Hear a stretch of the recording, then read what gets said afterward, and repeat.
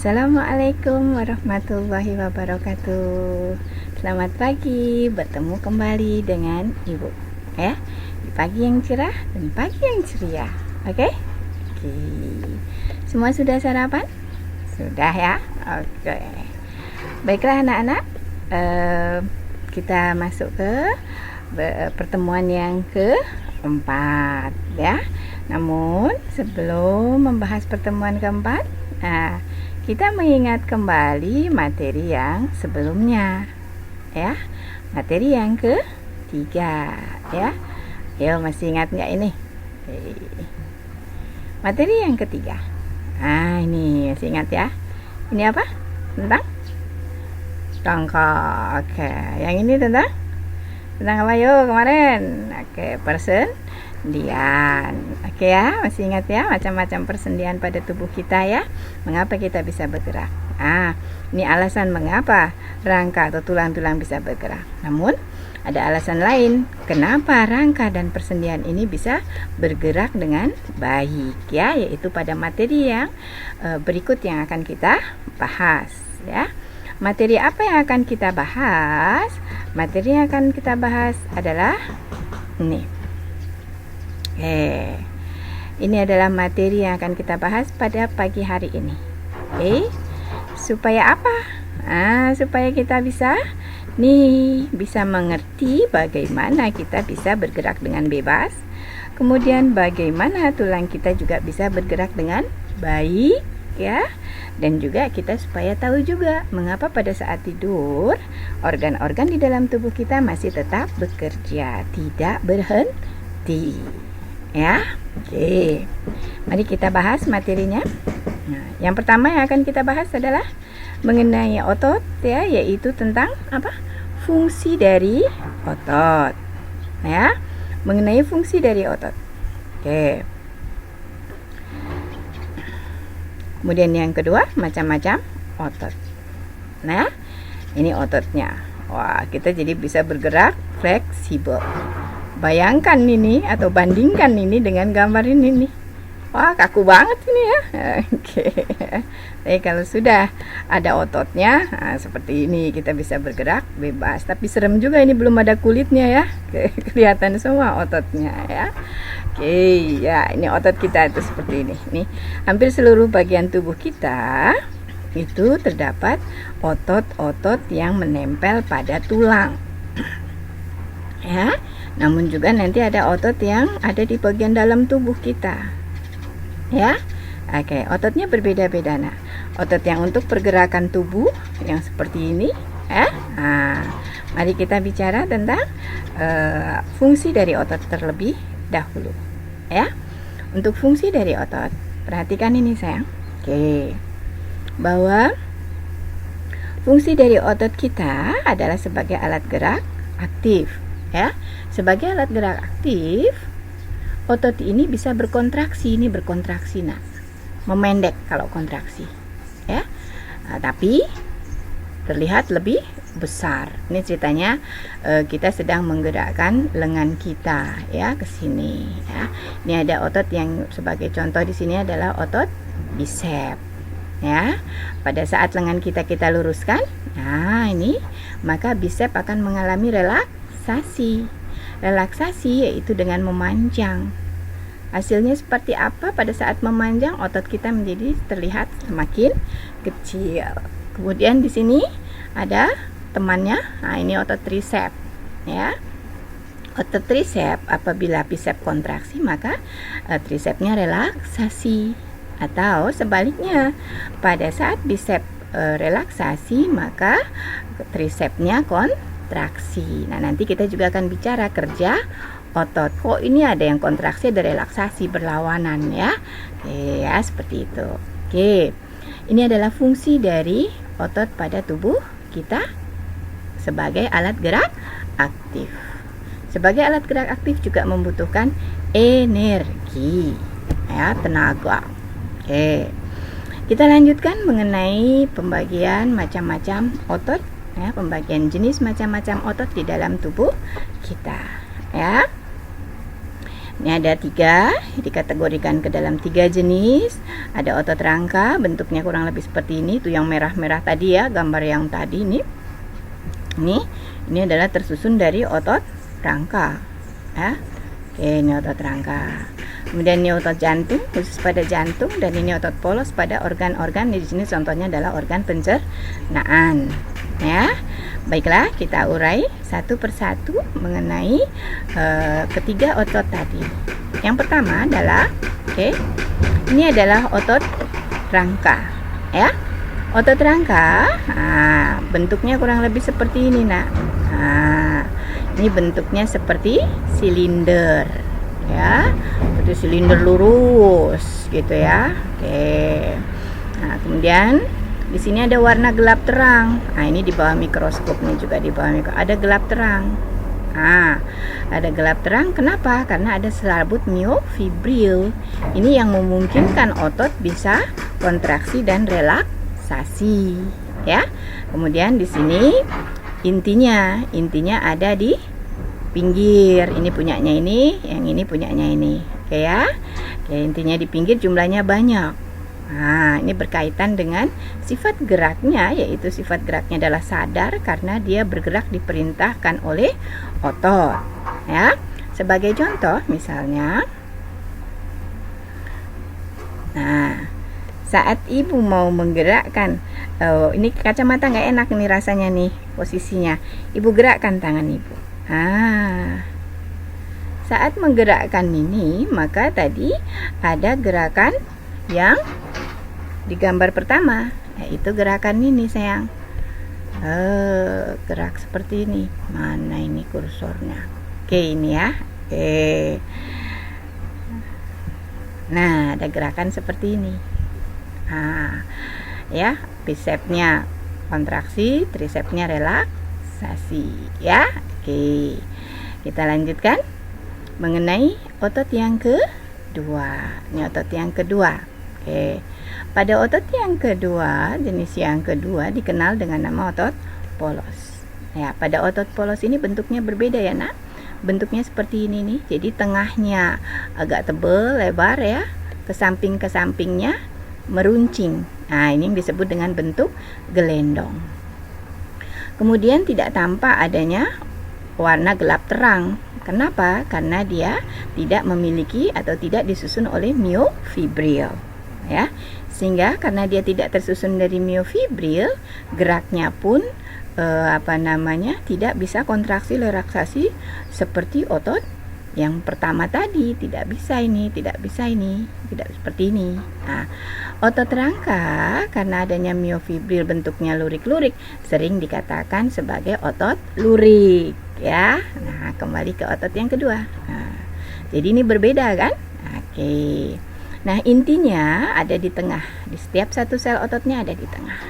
Berkaitan dengan fungsinya, dia bergerak tidak sadar atau bergerak tidak diperintah oleh otak. Jadi, misalnya, bayangkan saja kalau tubuh kita, organ dalam tubuh kita itu tersusun dari otot rangka atau otot lurik. Maka pada saat tidur kita semua terdiam, matilah kita kurang oksigen ya. Maka Allah menciptakan adanya otot polos yang bekerja secara terus-menerus, namun dia kerjanya lambat supaya tidak mudah lelah. Ya. Bayangkan kalau dari otot rangka, saat berlari, apa yang terjadi? Maka dia akan berkontraksi dengan luar biasa. Yang terjadi pencernaannya kacau gitu ya. Oke. Ini mengenai otot polos dan fungsinya, juga ciri-cirinya ya. Oke. Baiklah, kita lanjut pada otot yang ketiga ya. Jenis otot yang ketiga yaitu otot jantung. Ini khusus ada di organ jantung, menyusun dinding organ jantung. Hampir sama seperti otot rangka, ada lurik-lurik, berarti dia ada myofibril karena membutuhkan energi supaya berkontraksi. Berkontraksi pada saat berlari kontraksinya akan semakin kencang, ya. Oke. Nah, ini kan butuhkan myofibril. Ya. Oke, kemudian gambar atau bentuknya kurang lebih seperti ini di bawah mikroskop ya. Namun bedanya apa dengan otot rangka? Dia bercabang-cabang nih, ada cabang-cabangnya nih nak. Nih, terlihat ada cabang-cabangnya. Nah, kalau ini yang lebih gambarnya lebih jelas, nih ada cabangnya, ada percabangan. Jadi saling sambung menyambung. Jadi ini lebih kokoh, ototnya lebih kokoh ya. Tidak mudah dilepas-lepas. Ya, ini otot jantung. Intinya di tengah. Karena dia geraknya tidak diperintah oleh otak. Ya, jadi dia juga tidak di bawah kesadaran alias tidak sadar. Nah, otot jantung ini meskipun di bawah kesadaran, namun apabila kita bekerja terlalu keras ya, tanpa pemanasan, yang tadinya misalnya detaknya begini, tiba-tiba harus begini, maka bisa terjadi apa? Kram. Kalau sampai kram, otot jantung kok kram, apa yang terjadi? Bisa mati mendadak. Ya, banyak kegiatan atau berita tentang orang-orang yang melakukan satu aktivitas yang luar biasa ekstra, ya, seakan sehat, pulang-pulang meninggal dunia. Ya, kenapa? Ini kerja otot jantungnya yang terlalu berlebihan. Maka kita kalau berolahraga kita harus ada pemanasan. Harus ada pemanasan. Semakin lama kok misalnya lari, awalnya pelan-pelan, nanti baru percepat. Setelah itu juga kita harus ada pelemasan kembali. Ya, tidak langsung mendadak. Lari kencang langsung berhenti ya. Yang ada juga nanti kakinya akan sakit, otot-ototnya akan sakit, jantungnya juga akan mengalami satu shock ya. Oke, hati-hati ya. Maka kita harus mengontrol gerakan tubuh kita ya. Ini otot jantung. Ya, cukup paham ya. Dari ketiga jenis otot apa bedanya antara otot rangka atau otot lurik, otot polos dan juga otot jantung. Baiklah, setelah memahami ini, kita akan mempelajari tentang gerakan-gerakan otot, kerjasama otot, ya, kerjasama antar otot. Ada dua macam kerjasama antar otot. Yang pertama adalah kerja antagonis. Maksudnya apa? Kerjanya berlawanan. Yang satu kontraksi, satu relaksasi. Ya, oke. Ada juga, ini gambarnya Ibu salah ya, maaf ya nak ya. Ada yang gerakan yang sinergis. Nah, tapi ini Ibu keliru nih contohnya. Nanti yang sinergis contohnya adalah pada gerakan ini nak. Nanti ya. Pada gerakan berikutnya sinergis. Nah, ini. Ya, ini gerakan sinergis. Contohnya ini ya. Ini oke.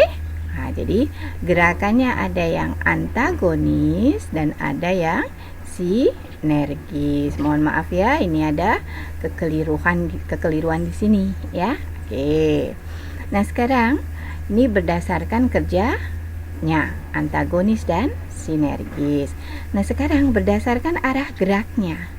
Berdasarkan arah geraknya, kerja otot itu dibagi ke dalam beberapa jenis ya. Yang pertama, nih kerjanya fleksi dan ekstensi. Ini fleksi, ini ekstensi. Ini mendekat ke aksis tubuh, ini menjauh ke aksis tubuh dengan cara seperti ini ya. Pakai sendi apa ini? Sendi engsel, atau ini pada paha kita, kaki kita. Nah, ini mendekat ke sini, ini adalah fleksi, dan yang menjauh ini adalah ekstensi. Ya, seperti itu ya. Jadi yang ini gerak fleksi, yang ini gerak ekstensi. Oke. Kemudian berdasarkan arah geraknya juga ada jenis gerak yang dikenal dengan nama, Ibu bergeser saja atau menghilang. Abduksi dan adduksi. Ini abduksi. Nah, jadi gerakannya seperti ini. Menjauh dari aksis tapi beda ya. Bedanya itu apa namanya, seperti ini bedanya. Jadi oke, bedanya ini seperti ini. Nah seperti ini ya. Oke, inilah. Oke, udah kelihatan belum nih? Nah, ini adduksi ya. Kemudian ini yang abduksi. Ini abduksi, ini adduksi. Ya, betul nggak? Coba. Yang ini apa, sayang? Ini menjauh begini, abduksi. Ya, kemudian kalau seperti ini, adduksi. Ya, lihat ya gerakannya Ibu ya. Nih, abduksi, adduksi. Ya, ini fleksi, ini ekstensi. Ya, oke. Tahu ini. Nah, gerakannya seperti ini. Ya, atau seperti ini. Nih, ini abduksi. Kemudian ke sini adduksi. Ya. Oke, pada jari-jari nah juga sama seperti ini ya. Oke. Baiklah, kita ke macam gerakan yang berikutnya, yaitu berdasarkan arah geraknya kita akan mengenal gerakan nih. Ini yang tadi salah satu contoh dari gerakan sinergis ya, yaitu gerak pronasi dan supinasi. Ini pronasi. Pronasi ini nelungkup ya. Kemudian supinasi, tangan kita menjadi terlentang. Ya. Oke. Nah, ini terlentang, ini terlungkup ya. Jadi seperti ini. Nah, gambarnya gimana nih? Nih ya. Inilah tangan kita. Nah, ini pronasi, yang ini adalah supinasi. Atau gini, ini pronasi, ini supinasi. Oke? Oke ya. Kemudian gerakan yang berikutnya adalah gerakan gerakan pada kepala kita. Oke. Ada gerakan elevasi menengadah seperti ini. Kemudian ada gerakan menelungkup seperti ini. Ya. Ini gerakan depresi. Ya. Yang ini elevasi ya, seperti ini elevasi menengadah, menelungkupkan kepala atau menundukkan kepala adalah gerakan depresi ya. Elevasi, depresi ya. Oke. Selanjutnya gerakan berikutnya yaitu gerakan ini pada telapak kaki kita. Ada gerakan plantarsi dan ada dorsifleksi ya. Plantarsi itu apabila seperti ini plantarsi ini ya, meluruskan ke bawah ya. Kemudian kalau membuat siku lagi, tarik ke atas ya, ini gerakan dorsifleksi. Atau pada telapak tangan juga bisa, ini telapak tangan ya. Gerakan gimana nih ya gambarnya ya, coba segini. Ini gerakan meluruskan. Berarti kalau meluruskan adalah gerakan apa? Plantarsi. Kalau kemudian yang ini, yang ke bawah, ini bukan. Ini meluruskan, ini menekuk ya. Menekuk, ini dorsifleksi. Enaknya gini kali ya. Ini ya. Ini. Oke, sama gerakan nih ya. Paham ya? Oke. Kelihatan nggak ini? Nah, gitu ya. Oke, itu adalah gerakan plantarsi dan dorsifleksi ya. Cukup paham ya? Ada berapa macam tadi gerakannya berdasarkan arah? Oke, ada berapa? Kita lihat lagi. Yang pertama adalah gerakan fleksi dan ekstensi. Kemudian yang kedua adalah gerakan abduksi dan adduksi. Gerakan yang ketiga adalah gerakan apa yang ketiga? Ini pronasi dan supinasi. Gerakan yang keempat adalah elevasi dan depresi. Kemudian gerakan yang kelima adalah gerakan plantarsi dan dorsifleksi. Ya, cukup paham ya? Oke. Jadi berdasarkan arah geraknya ada 5. Sedangkan berdasarkan cara kerjanya berlawanan atau tidak ada 2. Ya, antagonis dan sinergis. Kemudian waktunya kalian untuk berdiskusi. Selalu nih ya. Oke ya. Tugasnya yang pertama, Ibu bergeser saja, Ibu menghilang. Dah. Oke. Yaitu mengukur diameter otot ya, terutama pada otot lengan atas ya. Jadi kalian ukur berapa diameternya, berapa panjangnya ya. Seperti apa tugasnya? Di sini yang gambar tadi, yang ini sayang. Ini nih, mengukur ini ya. Ini berapa panjangnya, kemudian ini berapa diameternya. Pada saat relaksasi menjadi berapa panjangnya, kemudian berapa diameternya. Oke? Nah, mengukur seperti itu ya sayang ya. Oke, kemudian juga pada otot betis misalnya juga ya. Oke, kita lanjutkan sekarang. Jangan lupa jadi tugas yang ini ya. Oke, kalian ukur ya, berapa panjangnya pada saat kontraksi, berapa diameternya, dan juga pada saat relaksasi berapa panjangnya dan berapa diameternya ya. Oke. Kemudian diulang sampai 3 kali ya, untuk otot pada lengan atas dan untuk otot pada pada kaki ya, pada kaki, terutama adalah pada betis ya, pada betis. Oke. Atau kalau nggak betis, paha ya. Oke. Kemudian tugas yang kedua adalah nih.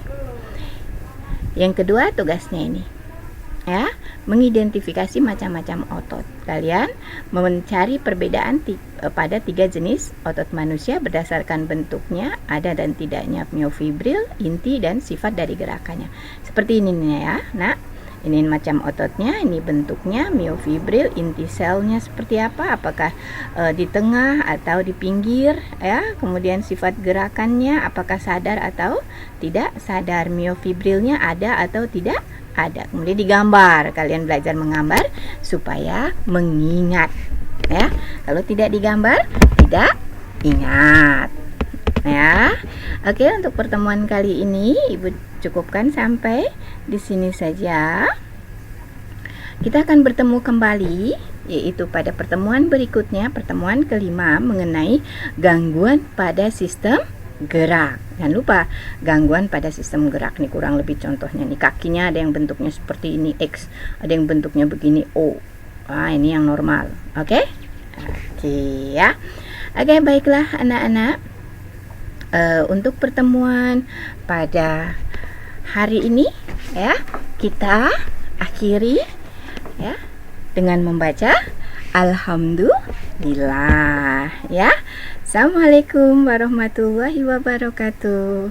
Tetap semangat, tetap sehat. Allahu Akbar ya. Assalamualaikum.